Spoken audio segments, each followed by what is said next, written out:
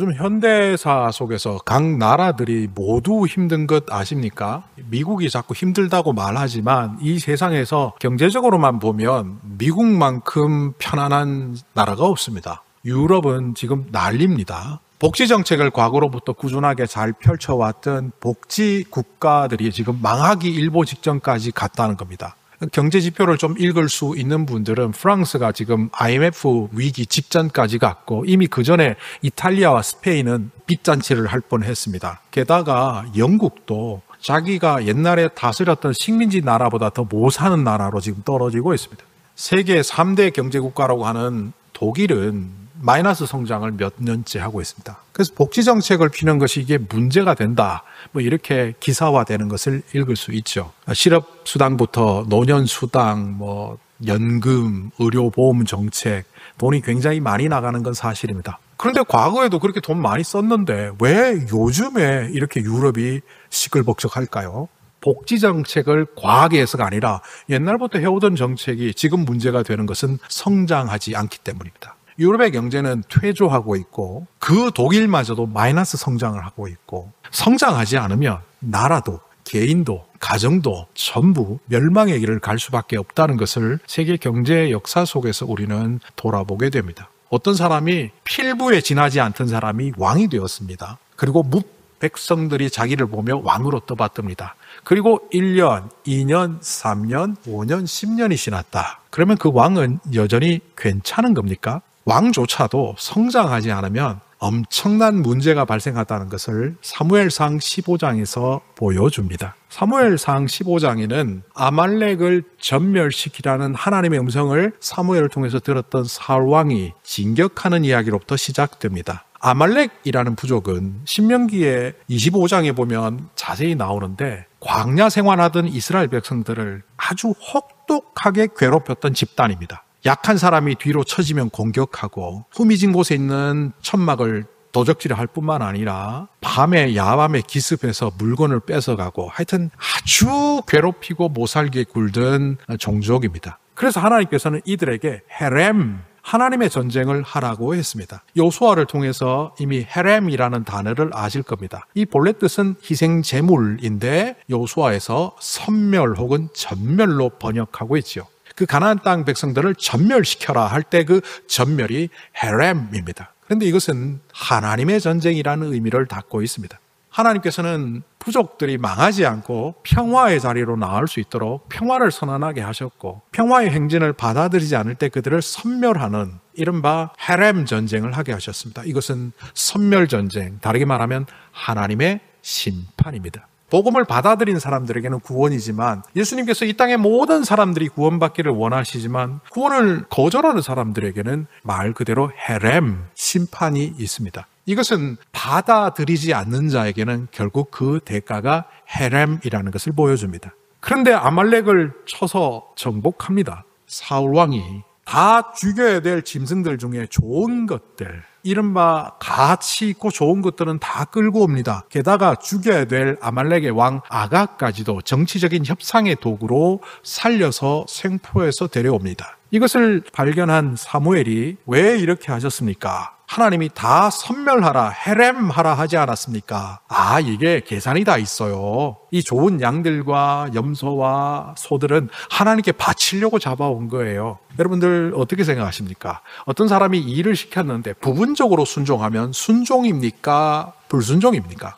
부분적으로 순종한다는 말은 불순종이라는 말과 동의어로 사용되는 것이 맞습니다. 그는 순종했다고 말하지만 하나님의 입장에서, 사무엘의 입장에서 보면 사울왕은 부분적인 순종을 한 사람이고 그 부분적인 순종은 결국 불순종입니다. 그리고 사무엘이 그 유명한 구절을 말합니다. 사무엘상 15장 22절에 주님께서 어떤 것을 더 좋아하시겠습니까? 주님의 말씀에 순종하는 것이겠습니까? 아니면 번제나 화목제를 드리는 것이겠습니까? 잘 들으십시오. 순종이 제사보다 낫고 말씀을 따르는 것이 순양의 기름보다 낫습니다. 여기서 제사라고 번역한 이 단어는 제물이라고 번역하는 것이 더 정확합니다. 하나님께 제물 드린다, 그래서 좋은 것들을 드린다, 그게 순종보다 낫지 않습니다. 순양의 기름은 베스트 오브 베스트입니다. 가장 좋은 것, 내가 드릴 수 있는 가장 좋은 것을 드렸는데도 불구하고 그것을 하나님께서는 하나님 말씀 듣는 것보다 귀하게 여기지 않으신다는 겁니다. 우리는 이 이야기를 여기까지만 알고 있죠. 그런데 그 뒤에 더 엄청난 이야기가 나옵니다. 하나님께서 사울 왕의 자위를 박탈하는 현장입니다. 물론 정치적으로 보면 그는 한동안 계속 왕위를 유지하고 있었지만 바로 그 즈음에 하나님은 사무엘을 통하여 다윗을 왕으로 기름 붓습니다. 공식적으로는 왕이지만 내면적으로는 하나님이 인정하지 않는 왕이 되었습니다. 그런데 더 무서운 이야기는 사무엘이 당신이 범한 죄가 단순히 불순종이 아니라 이런 죄입니다 하고 말하는 장면이 나옵니다. 그 죄를 뭐라고 말하느냐 하면 당신은 점치는 죄를 범했고 우상을 섬기는 죄를 범했다. 아니 양 몇 마리 덜 죽이고 염소 데려왔는데 그게 우상에게 절하는 죄라고? 점치는 죄라고? 구약 성경에서 우상에게 절하는 죄, 점치는 죄는 이건 죽음입니다. 죄 중에 최고의 나쁜 죄입니다. 이 불순종을 여기로 연결해서 말하는 것이 조금 과하다 생각이 드는데 생각해보면 그 말이 맞습니다. 사무엘상 15장을 하나님은 제사보다 진정한 순종을 더 원하시는 것 같다. 그걸 가르치는 교훈이라고 말하지만 저는 그렇게 보지 않습니다. 사무엘을 통하여 하나님이 말씀하시는 것은 사울은 하나님을 하찮게 여겼다는 겁니다.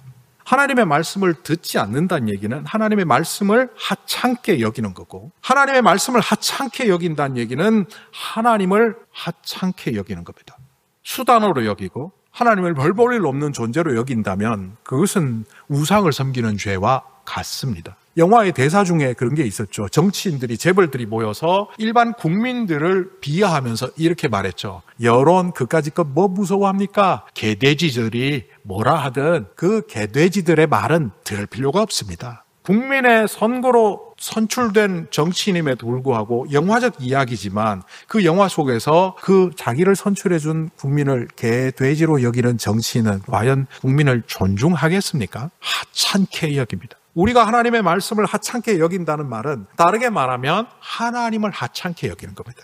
이 사울이 그러고 있습니다. 나는 단지 약간의 불순종을 했을 뿐인데 거기에 사무엘은 엄청난 이야기를 하고 있습니다. 이러함에도 불구하고 우리의 신앙생활을 들여다보면 우리도 부분적인 순종을 할 때가 참 많죠. 순종과 불순종의 딜레마에 빠져 있죠. 불순종을 하기는 그렇고 또 순종으로 전적으로 나아가기도 어려울 것 같고, 딜레마란 양갈래길에서 어떤 것을 선택해야 될지 몰랐을 때 나타나는 현상을 딜레마라고 합니다. 우리는 늘 불순종의 딜레마, 순종의 딜레마에 빠져서 살죠. 그리고 이유를 찾아냅니다. 내가 불순종할 수밖에 없는 이유가 있다. 오늘 말씀 속에 등장하는 요수아는 전적으로 순종하는 모습을 보이고 있지만 이 사람은 그냥 아무 생각 없이 전적으로 순종했던 사람은 아닌 것으로 보입니다. 제가 감정이입을 해서 나름대로 분석을 해서 요수아가 순종하는데 방해되는 7가지 요소를 찾아냈습니다. 요수아가 첫 번째, 이거 순종하기 어려운데 라고 했던 난관은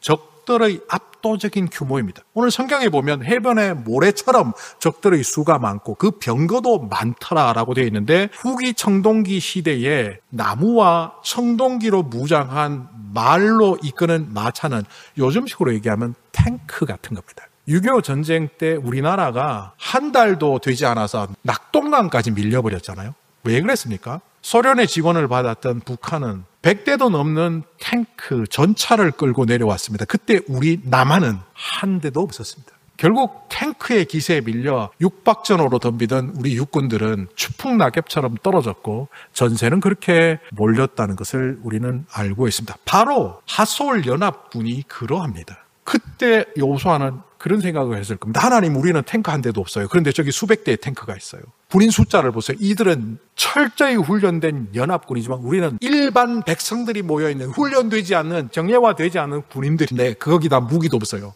다음에 조금 더 준비된 다음에 할게요.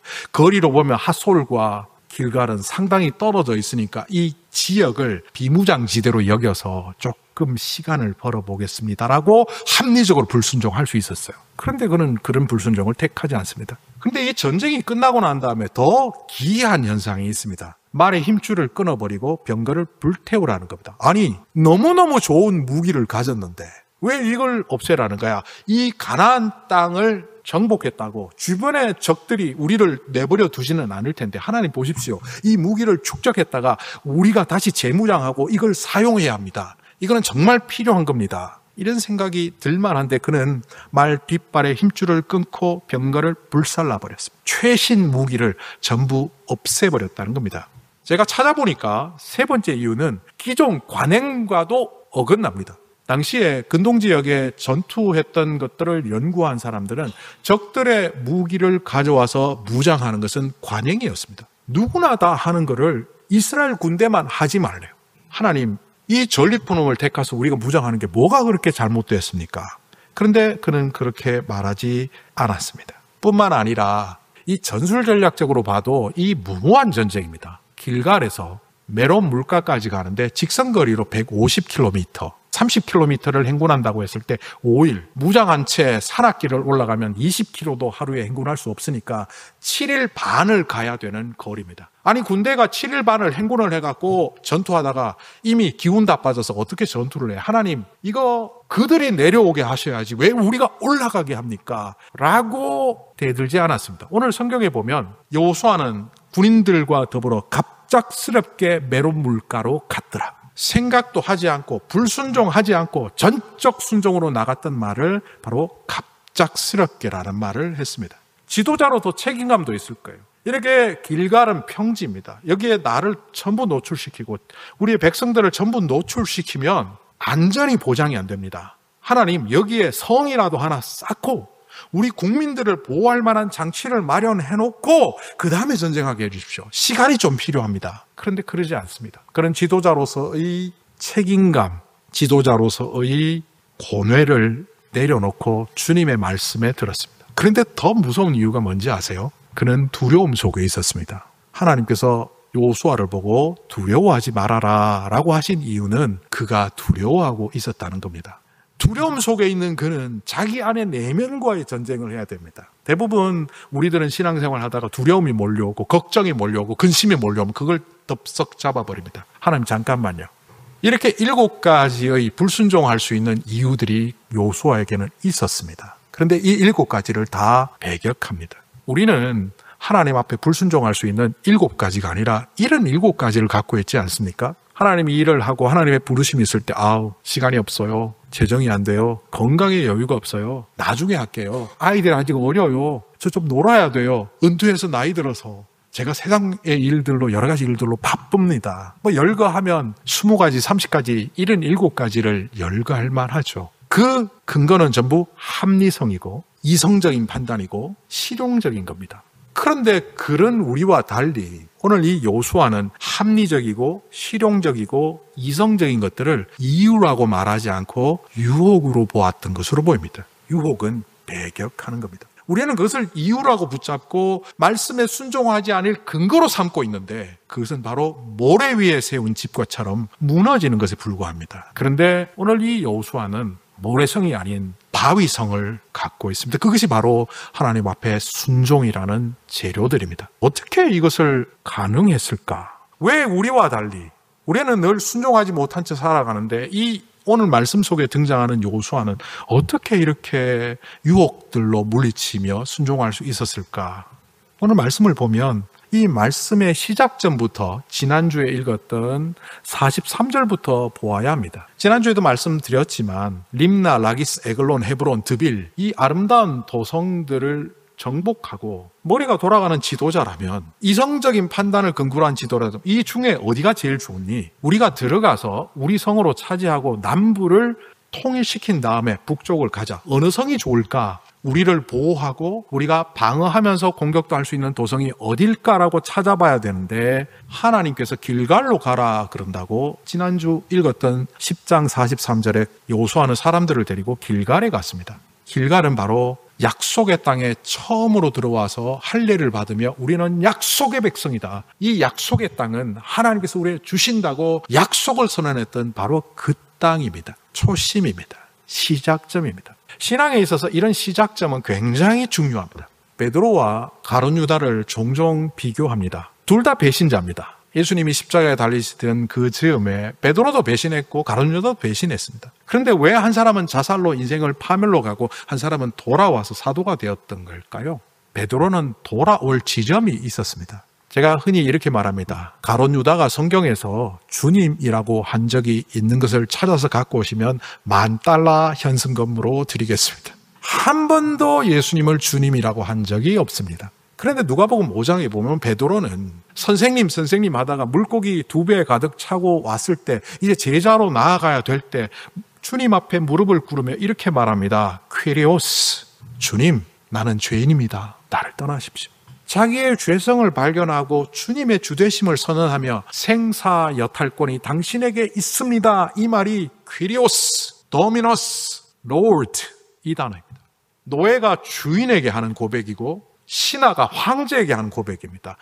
우리가 주님께 드리는 고백입니다. 내 생명도 내 모든 것도 주님 것입니다. 바로 그 지점이 있었던 자들은 흔들렸다가도 돌아옵니다. 그런데 그 지점이 없는 가룟 유다는 늘 자기 계산과 자기 이해 타산만 따지다가 저거 300데나리온 가난한 자 도우면 저 좋은데 나중에 또 이렇게 주머니 차면 내가 조금 빼먹고 그러면 좋은데 저걸 왜 기름을 다 옥합을 깨트리고 있어? 저런 미련한 것이 다 있나? 늘 계산했습니다. 그리고 주님을 주님이라 부르지 않고 선생님이라고 부르다 그는 시작점도 없이 떠나버렸습니다. 여러분의 신앙에 시작점이 있습니까? 흔들렸다가 돌아갈 지점이 있습니까? 오늘 이 여호수아는 남부 정복을 끝낸 이후 시작점으로 다시 돌아가 주님이 무슨 말씀을 하시는지 듣습니다. 남부군과는 비교가 안 되는 북부 연맹군이 전쟁을 시작한다는 소식을 듣고 두려움 속에 있었지만 하나님이 그들을 내 손에 맡겼다는 음성을 듣고 출발을 합니다. 그런데 여기 보면 재밌는 표현이 있어요. 1절에 보면 하솔 왕 야빈이 이 소식을 듣고, 이 듣고라는 단어가 히브리어로 샤마입니다. 신명기 중에서 제일 중요한 말씀, 이스라엘 사람들은 구약 성경 중에서 제일 중요한 말씀을 신명기 6장에 4절 5절 이하에 나오는 쉐마 이스라엘, 들어라 이스라엘이여, 너희 하나님 여호와는 오직 한 분이신 여호와이시니 그분을 마음과 성품과 힘을 다하여 사랑하고 섬기라. 그때 쉐마, 주님을 들으라고 하는데 이 하솔 왕 야빈은 세상의 소식을 들었습니다. 야, 어떻게 하면 이길 수 있어? 우리 수를 많이 모으면 이기겠지. 쟤들보다 군사력을 더 막강하게 이기겠지. 연합군 다 모여. 이때 하솔 왕 야빈, 이 하솔은 북쪽은 물론이고 남쪽까지도 장악하고 있는 맹주였습니다. 해안가, 산간지대, 그리고 북쪽과 그 북쪽 더 위에 지금 레바논에 있는 지역까지도 다 군사를 총동원했으니 수적으로 이스라엘을 압도할 만합니다. 그가 들은 것은 합리적이면서도 이성적이면서도 계산적인 세상의 방법이었습니다. 그런데 그 들음은 결국 그를 멸망으로 이끌지 않았습니까? 하솔 왕 야빈이 조금만 지혜로웠다면 그 한 장 앞에 아도니 세덱이 했던 이야기를 알았어야만 했습니다. 하솔 왕 야빈뿐만 아니라 그 한 장 앞에 여호수아 10장 1절에 예루살렘 왕 아도니 세덱은 여호수아가 아이성을 점령하고 여리고성을 이기고 어쩌고 저쩌고 한 소식을 듣고, 이때도 샤마라는 동사를 씁니다. 성경에서 이 샤마는 귀를 기울여 들어서 하나님의 음성을 듣고 순종하며 나아가는 쉐마 이스라엘, 그 말씀에 해당하는 단어인데 이 왕들은 샤마, 세상에 귀를 기울이다 결국 아도니 세덱도 하솔 왕 야빈도 죽음의 길로 가고 말았습니다. 그런데 여호수아는 무엇을 들었습니까? 불순종하려면 너무나 많지 않습니까? 적들의 군사력, 무기, 장거리 행진, 어린아이들까지 있는 이 국민들을 보호하기 위한 도성 하나 없는 이 상태, 지도자로서 책임져야 되는 책임감과 고뇌, 그리고 마음속에 있는 두려움, 이걸 다 내려놓고 그걸 듣지 않습니다. 주님 말씀만 하십시오. 주님의 음성을 듣겠습니다. 바로 출발합니다. 로마서 10장 17절에서 이렇게 말합니다. 믿음은 들음에서 생긴다. 뭘 들어야 합니까? 세상의 소식이 아니라 이 들음은, 로마서 10장 17절은 이렇게 이어갑니다. 그리스도를 전하는 말씀, 그리스도에 관한 복음을 들을 때에 그 안에 믿음이 생긴다. 여러분은 누구의 말을 듣습니까? 여호수아도 정탐꾼들이 갔다 와서 아유 장군님 그 아이성 그거 그냥 2-3천 명 보내서 그냥 간단히 해결하면 됩니다. 그거 군세도 약하고 아유 우리 이렇게 많이 갈 필요 없어요. 그 얘기를 들었던 여호수아는 그 전쟁에 실패합니다. 매일 아침마다 여호와께 나와서 기도하던 여호수아가 유일하게 기도하지 않았던 아침이 있다고 말씀드렸죠. 그날이 바로 정탐꾼들의 소식을 더 귀담아 듣고 기도하면서 하나님의 음성을 들어야 될 그 자리를 물리치고 하지 않았을 때 세상 소식 듣고 전쟁터 나갔던 아이성 1차 전투는 실패로 끝났습니다. 하나님의 사람도 하나님의 음성을 듣지 않고 세상의 이야기를 들으면 실패합니다. 그러니 아도니 세덱이니 하솔의 야빈이니 세상 이야기 듣고 이길 수 있다는 것은 어불성설입니다. 사울 왕이 왜 아말렉에 가서 다 섬멸하라는 짐승들을 끌고 왔을까요? 자기 속에 일어나는 이해타산, 합리적인 계산법이 들렸기 때문입니다. 하나님은 다 죽이라고 하지만 이거 참 가치 없는 짓이야. 그거 저 소, 양, 염소 얼마나 좋아. 그 중에 몇 개는 내가 취하고 또 그 중에 몇 개는 또 하나님께 드리면 너희 조건 매부 좋은 거 아닌가? 바로 그런 계산법이 합리적이고 경제적이고 이상적인 것 같아 보이지만 그것이 바로 불순종이라는 사실을 사울도 몰랐고 이 시대를 살아가는 우리들도 모른 채 살아갑니다. 그것이 바로 우상을 섬기는 죄인도도 말입니다. 메론 물가에 진을 치고 있는 그 자리에 이스라엘 군대를 데리고 갔던 여호수아는 주님께서 두려워하지 말라는 그 음성을 듣고 그 병거도 군세도 두려워하지 않게 됩니다. 그리고 그는 하나님께서 자기를 선택하셨다는 그 선택의 기쁨을 누리며 뚜벅뚜벅 그 전쟁을 수행합니다. 그리고 돌아온 이 전투의 마지막을 뭐라고 말합니까? 단 하나도 어김이 없이 하나님께서 모세에게 명령했던 그것을 여호수아가 받들어 그대로 순종하였더라.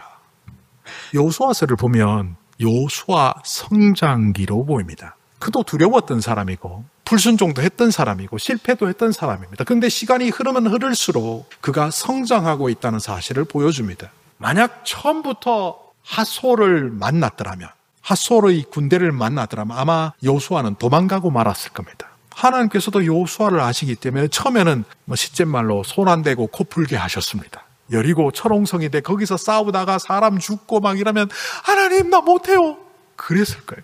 그런데 그 전투에서 하나님은 가만히 있어 침묵해. 하나님이 무너뜨리십니다. 하나님이 약속하신 것을 이렇게 이루시는구나. 그때 잠깐 헷갈려갖고 아이성에서 실패하긴 했지만 그 아이성 전투 이후에 하나님께서 그 멀리 에발산으로 올라가게 하지 않습니까? 무려 60km를 행군해서 전 국민을 백성을 이끌고 에발산과 그리심산에 올라가서 하나님의 말씀을 낭독하게 하지 않았습니까? 저는 이 장면에서 가슴이 설레요. 오늘날 우리가 보는 성경은 전부 사본입니다. 원본이 없어요. 그런데 신명기 31장에 보면 모세가 율법을 기록하였더라, 성경을 만들었더라, 원본이에요.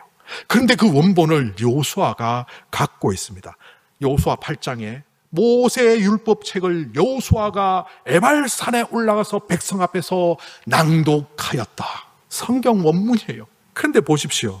아직 성장해야 될 여린 그에게 하나님께서는 또 다른 전쟁이 아니라 에발산의 그 자리에서 하나님의 말씀의 사람으로 다시 한번 재시작하게 하십니다. 그리고 그는 남부의 모든 도성들을 무너뜨리는 최고의 정복 장군이 됩니다.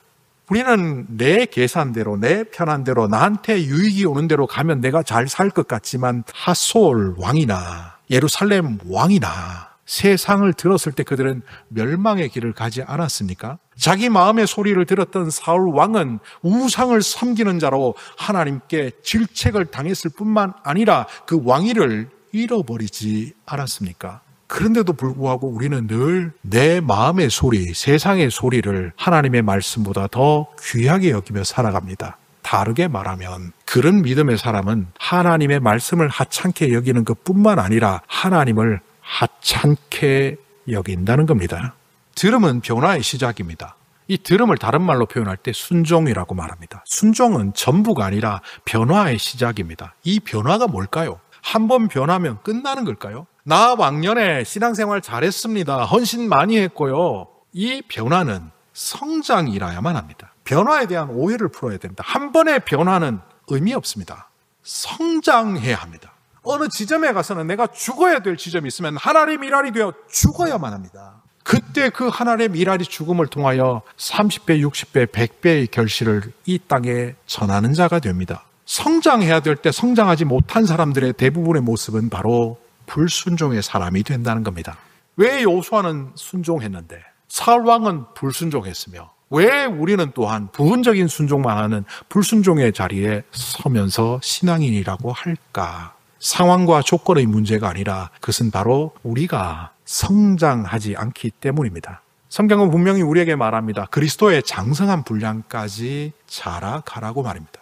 우리가 처음 초기 성장 때는 내 주변, 내 가족 위주로 보게 됩니다. 내가 복받고 잘 살아야 되는 것이 기초적인 상황에서는 맞습니다. 그런데 여기 머무르지 말라고요. 많은 사람들이 여기 머물러서 결국 퇴보합니다. 성장하면 어떻게 됩니까? 내 주변의 사람들을 돕는 자가 됩니다. 죽어가는 영혼들을 전도해서 안 믿는 사람들이 예수 믿게 하고 더 나아가서는 그런 사람들이 의로운 정치인이 되어서 나라를 의롭게 만드는 하나님의 나라를 세우는 데 쓰임받는 그 사람의 변화와 성장을 통하여 이 나라가 바뀌는 그런 다니엘 같은 사람이 될 수 있습니다. 그게 바로 저와 여러분입니다. 주님께서 이 땅에 교회를 세우고 무슨 산당처럼 만든 것이 아닙니다. 이방 종교 우상단지처럼 만든 게 아니라고요. 우리를 핏값으로 세우셨을 때는 피의 공로로 생명을 얻은 우리들이 이 땅에 죽어가는 현장을 생명의 현장으로 바꾸도록 만들려고 하는 겁니다. 그러기 위하여 우리는 성장해야 합니다. 왜 우리가 두려울까요? 성장하지 않아서. 왜 우리가 하나님 말씀대로 못 살까요? 성장하지 않아서. 그런데 왜 그토록 성장해야 됩니까? 시편 1편 6절은 우리에게 그 이유를 이렇게 말합니다. 무릇 의인들의 길은 여호와께서 인정하시나 악인의 길은 망하리로다.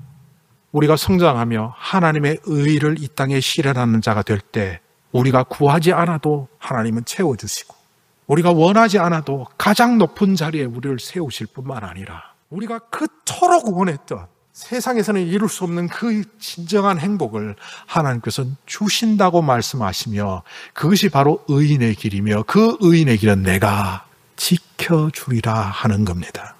그것을 알았던 여호수아는 이제는 세상의 이야기가 아니라 하나님의 음성을 들으며 주님의 뜻에 따라 움직이는 사람이 됩니다. 그러면서 여호수아 24장까지 그는 성장하고 있습니다. 그가 죽을 때 내뱉었던 그 말이 나중에 우리가 살펴보겠지만 가장 훌륭한 말입니다. 왕년에 내가 잘했다가 아니라 앞으로 내일, 앞으로 내년에 나는 더 훌륭한 사람이 되어야 하는 것이 주님의 뜻입니다. 그런 자를 통하여 하나님은 가정을 세우시며 그런 자를 통하여 하나님은 의인의 길에 서 있는 교회를 세우시며 이 땅에 하나님의 나라를 세우신다는 것을 깨달으시며 그 의인의 길에 서 있는 우리 모두가 되기를 간절히 소망합니다.